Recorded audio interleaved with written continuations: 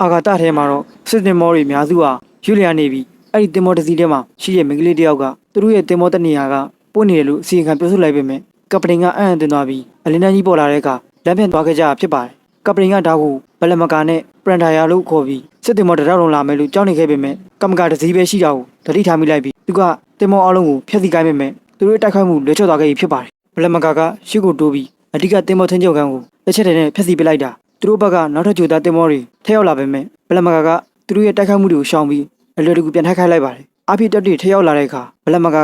ကအဓိကတင်မောကိုဖျက်ဆီးပလိုက်တာကြောင့်ကြီးမားတဲ့ပောက်ကွယ်မှုကြီးဖြစ်သွားပြီးအနီးနားကရန်သူတွေအားလုံးပြတ်သွားခဲ့ပါတယ်ဒီဖျက်ဆီးမှုကိုကြည့်ရင်ဘလမကာရဲ့မောင်းသူလီယန်ဆာယာဗန်လီကနှုတ်လေအားနေရဖြစ်ပေမဲ့ဒါကပျော်စရာကောင်းတယ်လို့ရေမောရင်ပြောနေရဖြစ်ပါတယ်အိုင်ယမ်မန်ဟိုရဲ့ဟိုလိုဂရမ်ပေါ်လာပြီးဝေါ်နေမြောင်းကအကောင်းဆုံးနေရာပွင့်အောင်အတီးပြုမိပြီးလီယန်ကသူမကိုချီးပွားနေတာနောက်အဆင့်ကိုဆက်လုပ်ဖို့ပြောလိုက်တာဖြစ်ပါတယ်ထို့တော့တွင်လီယန်ရဲ့ကြီးမားတဲ့စစ်တပ်ကအမီဂီရဲ့ဥဆောင်မှုနဲ့တာဝန်ယူထားပြီးနောက်တော့လီယန်ရဲ့မကအဖွဲ့ကိုခရစ်စတီနာလီယာရိုဆာကဥဆောင်နေတာကိုတွေ့လိုက်ရပေမဲ့အမီဂီကသူမကိုနောက်ထပ်တစ်စီးရဲ့ပြစ်မှတ်ကိုပြစ်ဖို့ပြောပြီးခရစ်စတီနာကလည်းအစင်သစ်ဖြစ်နေပြီလို့ပြန်ဖြေလိုက်ပါတယ်ဝေါ်နေမြောင်းပွင့်လာတဲ့အခါသူမကရှေ့ဆက်ပြီးလီယန်ရဲ့စစ်ပေါ်မှာပါဝင်ပြီးသူမကဂျန်သူတွေကိုလွယ်တကူနိုင်ပေမဲ့မကြခင်မှာဝိုင်းရလိုက်ရတဲ့အခါလီယန်ကသူမကိုကူညီဖို့ရောက်လာပြီးသူမကိုဝိုင်းထားတဲ့မကာတွေကိုဖျက်ဆီးလိုက်ပေမဲ့အမီဂီကစစ်တပ်ကိုပြစ်ဖို့အမိန့်ပေးလိုက်ကသူတို့ရဲ့တိုက်ခိုက်မှုတွေကစစ်တပ်ထက်လုံးကဖျက်ဆီးပေးလိုက်ပါတယ်လီယန်ကမင်းတို့ဒါကိုမြင်လားငါမကောင်းဆိုးသခင်ဆိုတာငါဘာမှမလွတ်လပ်ခဲ့ပေမဲ့ဒီတင်မောတွေကအမခံမဲ့လို့ပြေမျောရင်ပြောနေခဲ့ပါတယ်အဲ့ဒါနဲ့နက်ကလင်ရဲ့ဟိုလိုဂရမ်ပေါ်လာပြီးဒီစစ်တင်မောတွေကတက်တက်မှလက်နာစိတ်အုံမှာပြုတ်ထားတာလို့လီယန်ကိုတတိပေးလိုက်ပြီးလီယန်ကစစ်ပွဲထဲမှာဆက်ရှိနေပြီးသူမကိုထောက်ခွာဖို့ပြောပေမဲ့ဟိုတင်မောတွေစောက်ပြီးသူမကိုဖယ်ရှားဖို့ကန့်လန့်လိုက်တာဖြစ်ပါတယ်လီယန်ကတင်မောထောင်ထပ်မံအံ့နံမှုအမိတ်ပေးလိုက်ပြီးအဲ့ဒါကနီယိုကိုပျော်ရွှင်စေခဲ့တယ်လို့နောက်ထပ်ပြမတ်ကပွင့်လာခဲ့ပြီးကျန်သူမကာတွေထွက်လာခဲ့တာဖြစ်ပေမဲ့လီယန်ကစိတ်လှုပ်ရှားပြီးသူတို့ကိုလက်တူဖျက်ဆီးပေးလိုက်မကာကအတူတူကပြစ်ခတ်ပြီးကြံရှိတဲ့တင်မောတွေဖျက်ဆီးလိုက်တာဖြစ်ပါတယ်ရုတ်တရက်လီယန်ရဲ့အပေါ်မှာအပေါ်တစ်ပေါ်ပွင့်လာပြီးအားကောင်းတဲ့လက်နာကြီးပေါ်လာပြီးလီယန်ကသူ့အတိတ်ဘဝကိုတတိယလိုက်ပေမဲ့သူကတချိန်ကကာမာဆာကီဆိုတဲ့အလုံးများလူဖြစ်ပါတယ်မိသားစုကိုထောက်ပံ့မှုရုံးကနေခဲ့ရပြီးသူတငယ်ချင်းနေတာကသူ့ကိုမကာဗီဒီယိုတစ်ခုပို့ပေးခဲ့ပေမဲ့သူ့လောက်ကခက်ခဲနေလို့သူ့ဇနီးမီကာနဲ့တမီးကိုနာမီအတွက်တီးခံခဲ့ရဖြစ်ပါတယ်မီကာကသူ့ကိုနှွေးထွေးစွာကြိုဆိုပြီးကိုမီနာကခိုးတကောင်ကိုလိုချင်တယ်လို့ပြောနေတာကြောင့်ကာမာဆာကီကအားလဲရဲမှာစဉ်းစားပေးမယ်လို့ကတိပေးလိုက်ခဲ့ရဖြစ်ပါတယ်သူ့သမီးခွေးဝင်ပါတဲ့အယုံနဲ့ပြောနေတာကိုမြင်ရတော့သူ့မှာပျော်စင်စရာခံစားရပြီးနောက်ပိုင်းမှာသူ့အတွက်တကယ်ခွေးတကောင်ဝယ်ပေးခဲ့ပါတယ်သူ့ကလေးဘဝကအိမ်မွေးလိမ့်ဆောင်ကိုတတိယမိပြီးမီကာကသူ့ကိုအခုပို့လို့ရမယ်လို့နောက်နေ့ကမိသားစုပျော်ရွှင်နေတာကိုမြင်ရတော့သူကျဉ်းနေခဲ့ရဖြစ်ပါတယ်နောက်နေ့အလုံးမှာသူ့အလုပ်ရှင်ကဖုံးမပြေရကြောင်းသူ့ကိုအောင်ကောင်းနေပြီးအလုပ်ဖို့တယောက်ကကုမ္ပဏီဥက္ကဋ္ဌကတောက်ကြနေတိုင်းခေါင်းစီရိုက်နေတယ်လို့ပြောပါတယ်မကောင်းတဲ့နေ့ဖြစ်ပေမဲ့သူအိမ်ပြန်ရောက်တော့မိသားစုမှာပျော်ရွှင်မှုကိုမြင်တွေ့ရလို့မီယာကသူ့အတွက်စားတော့ပြန်နှွေးပေးပြီးကိုမီနာကအာကစားကလပ်တစ်ခုဝင်လာတယ်လို့ပြောပါတယ်နောက်ပိုင်းမှာကာမာဇာကီကဖောက်တဲ့တအုပ်နဲ့တွေ့ဖို့အပြင်ထွက်တာပေမဲ့နီတာစီကကာမာမော်ဒယ်တစ်ကြောင်နောက်ထပ်မက်ဆေ့ရပြီးသူပြောလိုက်တာကပြန်မဖြစ်ပဲပြန်မလွတ်နေကြရဖြစ်ပါတယ်ကာမာဇာကီကကြက်ထာကနေဆင်းပြီးဖောက်တဲ့နဲ့တွေးမဲ့နေရာကိုရှာနေတော့မီယာကဘားတစ်ခုမှအခြားတစ်ယောက်နဲ့ထိုင်နေရကိုတွေ့လိုက်ရပါတယ်သူ့မှာကိုမီနာအာကစားခန်းမကိုခေါ်သားတင်တယ်လို့တွေးမိပြီးဒီလူကဘယ်သူလဲလို့သိချင်နေခဲ့ပေမဲ့သူကရေဆိုင်မှုမဆုံးဖြတ်ခဲ့တာဖြစ်ပါတယ်အိမ်ပြန်ရောက်တဲ့အခါကိုမီနာကဆိုပါပေါ်မှာထိုင်နေပြီးမီကာကအစားတော့ယူဖို့ထားသွားတာဖြစ်ပေမဲ့ကာမာဇာကီကကိုနာမီကိုအာကစားခန်းမမှာဘလို့နေတယ်လို့မေးပါတယ်မီကာကကိုနာမီကသူ့ပြိုင်ပွဲကိုနိုင်ခဲ့တယ်လို့ပြောပေမဲ့ကာမာဇာကီကသူ့သမီးနဲ့စော့ကစားပြီးသူတွေ့ခဲ့တဲ့အချစ်ကြောင့်စဉ်းစားမိကမီကာကိုအဲ့ဒီလူကြောင့်မေးဖို့တွေးနေပေမဲ့နှုတ်ဆက်နေကြရဖြစ်ပါတယ်နောက်ပိုင်းမှာကွန်ပျူတာနဲ့အလုပ်လုပ်နေတော့ကွန်ပျူတာကိုပိတ်မထားမိရဘူးတတိယမိလိုက်ပြီးအလုပ်ဖို့တယောက်ကကိုယ့်ဘက်သာပိတ်ဖို့ပြောပါတယ်ကာမာဇာကီကဖောက်တဲ့နဲ့ထပ်တွေ့တဲ့အခါကဖေးမှာမီကာကိုမမြင်ရတော့တာကြောင့်တက်တာဖြစ်သွားပေမဲ့ဖုံးပေါ်ကမီကာရဲ့တန်ကိုကြားလိုက်ရပြီးအရင်တော့ကတွေ့ခဲ့တဲ့လူနဲ့ပြောနေတာဖြစ်လို့သူပုံကျနေအောင်ကိုမီနာကအဲ့ဒီလူစုကိုပြေးသွားပြီးသူ့လက်ကိုကိုင်ကဖေဖေရီလို့ခေါ်တာကိုမြင်လိုက်ရကကာမာဇာကီကလုံးဝကြီးစိတ်တက်ကြခဲ့ရဖြစ်ပါတယ်အဲ့လိုနဲ့သူ့ကိုယ်သူကိုမီနာကခေစောနေတာပဲလို့လက်စားဖို့ကြိုးစားပေမဲ့ရုတ်တရက်သူ့ကြီးကဝင်လာပြီးအချိန်ပြုံးနေတာကြောင့်စုနေတာဖြစ်ပေမဲ့သူ့ကြီးကကွန်ပျူတာစောက်ဖွင့်ဖို့အချိန်ဘယ်လောက်ကြာလဲလို့ညှို့နေပါတယ်အဲ့ဒါကြောင့်ကာမာဇာကီကအလုပ်ကိုအာရုံစိုက်ဖို့ကြိုးစားပေမဲ့မီကာကဖုံးဆက်ပြီးကိုနာမီမတော်ဆဖြစ်တယ်လို့ပြောလိုက်ပါတယ်ကာမာဇာကီကစီးရုံကိုလင်မြန်သွားဖို့ကိုနာမီကခွဲစိတ်ကံကုသမှုလိုနေတယ်လို့တတိယမိပြီးဆရာဝန်ကတွေးလူကနေလို့ပြောတော့သူတို့ရဲ့သွေးမျိုးစားကိုမေးလို့ကာမာဇာကီကသူက AB သွေးမျိုးစားမီကာက O သွေးမျိုးစားလို့ဖြစ်ပေမဲ့ဆရာဝန်ကမီကာကိုသွေးလူဘူးတောင်းဆိုကအဲ့ဒါနဲ့ကာမာဇာကီကကိုနာမီရဲ့သွေးမျိုးစားကကာမာဇာကီနဲ့မကိုက်ညီမှုဆိုတာသိလိုက်ရဖြစ်ပါတယ်ကာမာဇာကီကကိုနာမီသူ့ရဲ့တာသမီရဲ့အစ်မဟုတ်ဘူးဆိုတာနားလည်သွားခဲ့ပြီးအိမ်ပြန်ရောက်တဲ့အခါကာမာဇာကီကမီကာကိုသူ့တွေ့တဲ့လူကြောင့်ရင်ဆိုင်မေးပေမဲ့မီကာကမဖြစ်ပေးပဲကာမာဇာကီကအမှန်တရားကိုပြောဖို့တောင်းဆိုတဲ့အခါမီကာကသူ့အမြဲတမ်းလုံများနေပြီးသူတို့ကိုအချိန်မပေးဘူးလို့ပြောခဲ့တာဖြစ်ပါတယ်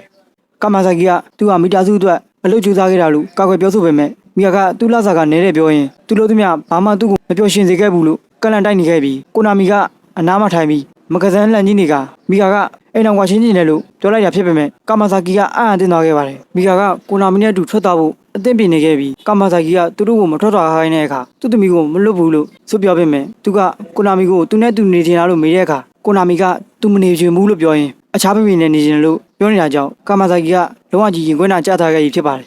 အဲ့ဒီနောက်အလုံးမှာကာမာဇာကီကိုသူ့ကြီးကခေါ်ပြီးဘာကြောင့်ရန်တန်း90ကိုဂျားပြက်အကောက်တစ်ခုလွှဲပြောင်းလိုက်တာလေလို့မေးပါတယ်ကာမာဇာကီကငင်းမမဲ့အကြီးကဒီလွှဲပြောင်းမှုက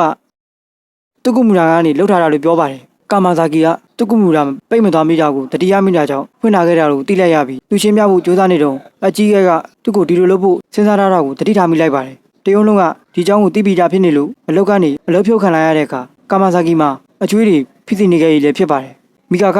သူ့ကိုအိမ်အောင်ကွဲပြီးကိုနာမီကိုခေါ်သွားခဲ့ကသူဟာအခုအာမခံကြီးနဲ့ရန်တန်း90ကိုပြန်ဆက်ဖို့လိုနေခဲ့ပြီးအဲ့လိုမဟုတ်ရင်တရားစွဲခံရမယ်ဖြစ်လို့ဂျုံကနေခဲ့ရတဲ့ကာမာဇာကီကအလုပ်မျိုးလုပ်ခဲ့တာဖြစ်ပါတယ်ဒီတစီကကာမာဇာကီတစ်ထွက်တဲ့အကြောင်းနောက်ထပ်မက်ဆေ့ရပေမဲ့သူကစိတ်တက်ကြနေလို့ပြန်မဖြေပဲဖြစ်နေခဲ့ရပါတယ်နောက်နေ့လှုပ်နေတော့ကာမာဇာကီကချောင်းဆိုးပြီးသွေးတွေအန်နေခဲ့ကသူဟာပင်ပန်းနဲ့နေပြီးအချွေးတွေပြန်ဆက်ဖို့ဘယ်တော့တော့လှုပ်လို့ရမယ်ဆိုတာတွေးနေခဲ့ရဖြစ်ပါတယ်အဲ့အချိန်မှာအင်ပြောင်းတဲ့အခါကျုပ်တရဲ့သူ့ရှိမှာလင်းနှန်းကြီးကပေါ်လာတာကိုတွေ့လိုက်ရပါတယ်အဲ့အချိန်မှာသူ့ကွန်ပျူတာပေါ်မှာတခုခုဒိဋ္ဌိထားမိလိုက်လို့သူ့ကြီးကပတ်စံကိုလွှဲပြောင်းခဲ့တာဖြစ်ပြီးတော့မိကာကဈေးကြီးတဲ့အဖျော်ကရမကာကိုတောင်းနေတာကိုတွေ့လိုက်ရလို့အရင်တုန်းကတွေ့ခဲ့တဲ့လူနှစ်ယောက်အတူတူဖြစ်နေပြီးအဲ့လူကကာမာဇာကီရဲ့အလုပ်ရှင်ဖြစ်လို့သူတို့ကိုပျော်ရွှင်စွာအတူတူနေတာကိုမြင်တဲ့အခါကာမာဇာကီကလုံးဝကြီးအံ့အားသင့်သွားခဲ့ဖြစ်ပါတယ်ကာမာဇာကီကမင်းတို့ငါ့ဘောကိုဒီလိုဖျက်ဆီးခဲ့တာငိုယွင်ရင်အွန်လိုင်းကသူ့ကညီမကြီးကိုတတိထားမိလိုက်တဲ့အခါလူတယောက်ရုတ်တရက်ပေါ်လာခဲ့ပြီးအဲ့လူကသူ့ကိုယ်သူလမ်းညွှန်တယောက်လိုမိတ်ဆက်ပြီးကုညမိုးလာတာလို့ပြောလိုက်ပါတယ်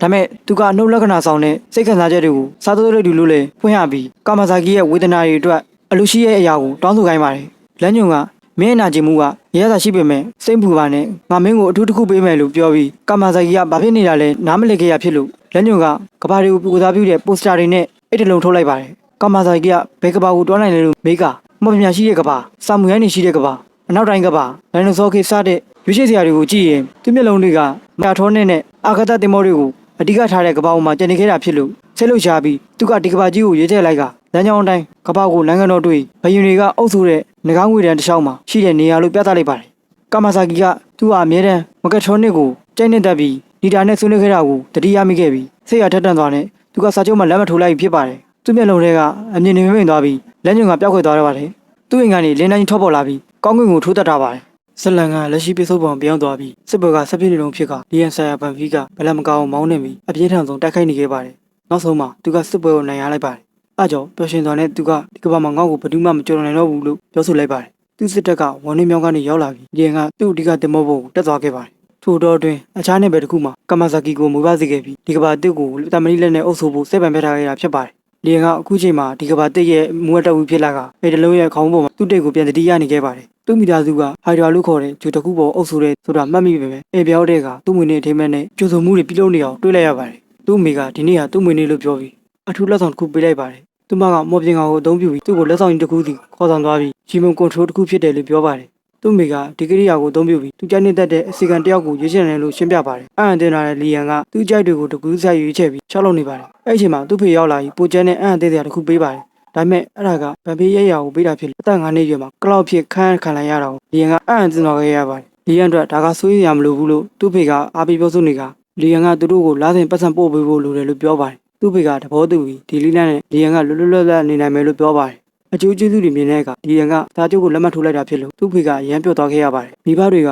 မြို့တော်ထွက်ခွာသွားပြီးလီယန်ကသူတို့ရဲ့နေမျိုးကိုအုပ်ဆိုဖို့ခြံထားခဲ့ပြီးအတွင်းမှာကျင်းနေခဲ့တဲ့လီယန်ကတလှုပ်ရှားနေခဲ့ပါတယ်အခုသူ့မှာအပြည့်အဝထိန်းချုပ်ခွင့်ရှိတာကိုသိလိုက်ရပြီဖြစ်တာကြောင့်သူကလမ်းညွှန်ကိုသူ့ကိုလုပ်ပေးခဲ့တဲ့အခွင့်အရေးအတွက်အထူးကျေးဇူးတင်နေခဲ့ပါတယ်ထို့တော်တွင်လီယန်ရဲ့မူလကဘာမှာကာမာဇာကီရဲ့အလောင်းကကျင်းနေပြီးသူ့ဝိညာဉ်ကအလုံးဝပျောက်သွားခဲ့ရပါတယ်လမ်းညွှန်ကပျော်ရွှင်စွာနဲ့သူကငါးခေါင်ခွင်းနဲ့ကြာသွားတာဘယ်တော့မှသိမှာမဟုတ်ဘူးလို့ပြောရင်ငါကသူ့ရဲ့နှုတ်တက္ကဆောင်နဲ့ခံစားချက်တွေကိုအမြဲတမ်းစားတောင်းနေမယ်လို့ပြောပါတယ်သူကနောက်ထပ်အလုပ်တွေပြီးအောင်လုပ်ဖို့ပြင်ဆင်နေခဲ့ပြီးမိကကိုကာမာဇာကီရဲ့အရင်ကြီးကဲနဲ့စကားပြောနေတာကိုတွေ့လိုက်ရပါတယ်အကြီးကဲကကာမာဇာကီအတွက်စိတ်မကောင်းဖြစ်နေတယ်လို့အားဆောင်နေပေမဲ့မိကဂူးမဆိုင်ဘူးစုကမိမမာယာရွှေပေးမရတယ်လို့သူမရဲ့ဘဝတစ်ကိုပဲဂူးဆက်နေခဲ့ပါတယ်သူမကဘာဆက်လုပ်ရမလဲလို့မေးရင်အကြီးကဲကယုံကြည်မှုရှိရှိနဲ့မကြခင်မှာလက်ထပ်နိုင်တယ်လို့ပြောပါတယ်ရုတ်တရက်အာနာပိုင်တွေရောက်လာပြီးကာမာဇာကီကိုစီရင်ခံရဖို့သူ့အစီအစဉ်ကိုဖော်ထုတ်ပြလိုက်ပါတယ် အကြီးကစစ်ပြတ်သွားပြီးမှားယွင်းနေတယ်လို့စွပ်ပြောပေမဲ့သူ့ကိုဖမ်းဆီးခေါ်ဆောင်သွားကမီကာကသူတို့ကိုရတမ်းဖို့ကြိုးစားနေပေမဲ့လက်ကားဖြစ်နေခဲ့ရပါတယ်လမ်းညွန့်ကဒါကမင်းရဲ့ရွေးချယ်ခဲ့တဲ့ကျင်နာမှုပါဆိုပြီးတော့အခုတော့မင်းကိုတကယ်ချစ်တဲ့သူပြောက်ခွက်သွားပြီလို့ပြောနေရင်မီကာကထိုးချတော့ခဲ့ရဖြစ်ပါတယ်ဒီကဘာတဲ့အခြားတနေရာမှာလမ်းညွန့်ကကာမာဇာကီကိုစောင့်ကြည့်နေခဲ့တာဖြစ်ပြီးဒီကဘာမှာလူတွေကအသက်ရှည်ရကြတာကြောင့်သူကအချိန်ကြာကြီးခံစားရမယ်လို့ပြောရင်အလုပ်လက္ခဏာဆောင်တဲ့ခံစားချက်တွေကိုအဆုံးမရှိထောက်ပံ့ပေးနေမယ်လို့ပြောပါတယ်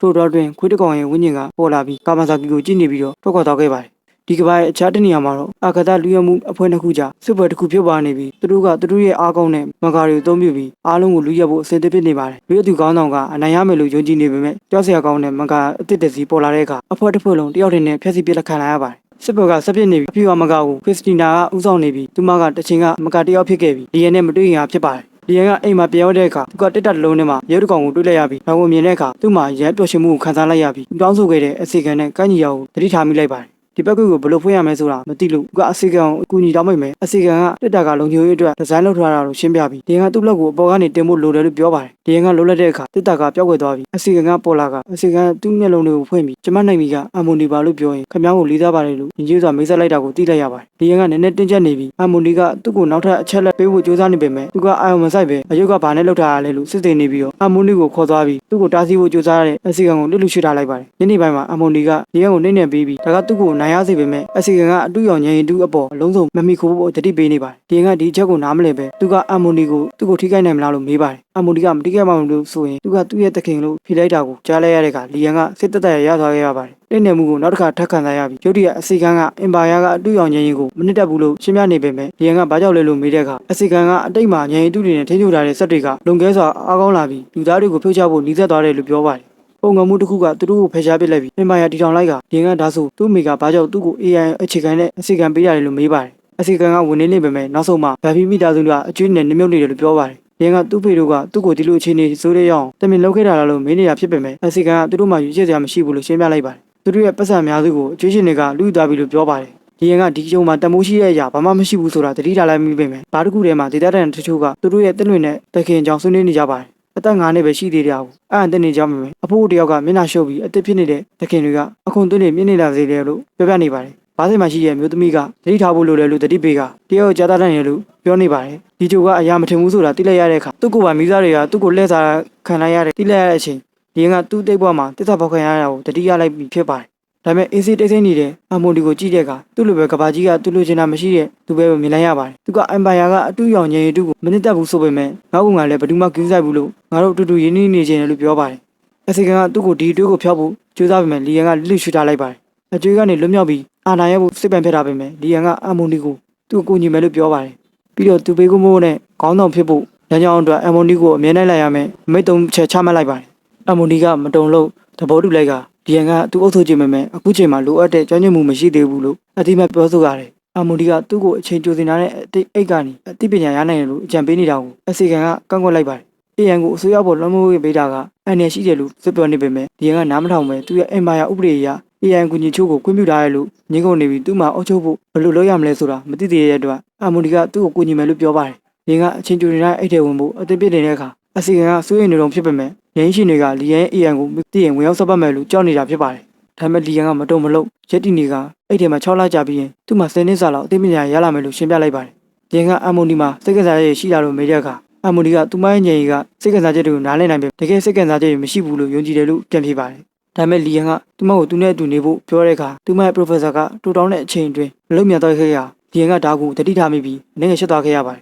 ။နောက်ဆုံးမှသူ့ဒီပညာတွေကိုဝင်ရောက်ဆက်ဖတ်ဖို့အဲ့ဒီကိုစတင်ဝင်သားခဲ့ပါတယ်။သူပြသွားကနီမှာအမွန်ဒီကသူ့ကိုစောင့်နေမယ်လို့အားပေးပြောဆိုလိုက်ပါတယ်။ဒီရဲ့ဘိုင်းမှာတော့လမ်းညွှန်ဆိုတဲ့လူကနောက်တစ်ခါပေါ်လာပြီးငါကလမ်းညွှန်ပါငါအလောက်ကနှုတ်လက္ခဏာဆောင်တဲ့စိတ်ကစားချက်တွေကိုစုဆောင်ဖို့ပါလို့ရှင်းပြလိုက်ပါတယ်။နှုတ်လက္ခဏာဆောင်တဲ့စိတ်ကစားချက်တွေကပုံစံမျိုးရှိနိုင်တယ်ဆိုပေမဲ့ဥမာတစုံတစ်ယောက်ကစားသောက်ဆိုင်သွားပြီးသူတို့ရဲ့အတူကရုတ်တရက်ကျိုးသွားရင်စစ်ဆိုတာမျိုးဒါလည်းငါစားစားပဲလို့ပြောပါတယ်။ရင်းကတင်ယူမှုအိတ်ကနေထွက်လာပြီးနက်ရှာရှာအသက်ရှူလိုက်ပေမဲ့သူထွက်လာတာနဲ့ပထမဆုံးလောက်တာကအန်ကြီးစီလှည့်ပြီးငါဘလောက်ကြာသားလဲလို့မေးလိုက်ပါတယ်။အဲ့ဒါနဲ့အန်ကြီးက2နှစ်နီးပါးပဲလို့ဖြေကလီယန်ကအံ့ဩသွားခဲ့ပါတယ်။အချိန်တစ်ခုမှမကုန်သွားသလိုပဲခံစားရပေမဲ့အခုရေးမကြည့်တော့ပဲအန်ကြီးကသူမရှိတော့ပြောင်းလဲသွားတဲ့အရာအလုံးအကြောင်းအဲ့ဒီလို့ဖို့စတင်လိုက်ပါတယ်။သူမကနိုင်ငံတော်ကဘလို့တိုးတက်လာလဲဆိုတာပြသပြီးဒီရန်ကိုကျင်းနေစေခဲ့ပေမဲ့လည်းလီယန်ကအန်ကြီးရဲ့ကြိုးစားမှုတွေကိုချီးကျူးလိုက်ပြီးအန်ကြီးကလည်းသူ့ရဲ့အတိအမှတ်ပြုမှုကိုတိတ်တဆိတ်ကျေးဇူးတင်နေခဲ့ပါတယ်။အားလုံးကိုခံစားပြီးတဲ့နောက်လီယန်ကသူ့နဲ့မြေကိုကိုယ်တိုင်စစ်ဆေးဖို့ဆုံးဖြတ်ကအန်ဂျီကသူ့ကိုပထမဆုံးအာဂါသစိတ်ကံကိုခေါ်သွားခဲ့ပါတယ် အဲ့ဒါကဂျိုတူတွေလွတ်တင်တဲ့နေရာဖြစ်ကအာကာသထဲမှာလင်းနေရွေးလျာနေတာကိုကြည့်ရင်အန်ကြီးကိုလီယန်ကဒါကိုနေရာကိုပြချင်တယ်လို့ပြောပေမဲ့သူမကဒီတွေးကိုချက်ချင်းပဲဖျက်လိုက်ပါတယ်